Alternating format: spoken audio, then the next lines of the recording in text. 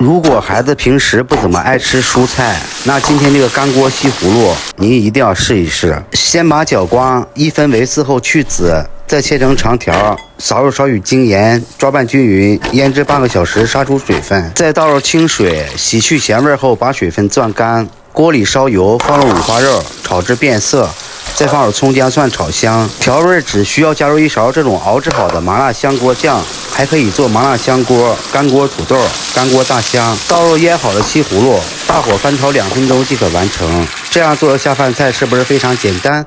赶紧动手做起来吧！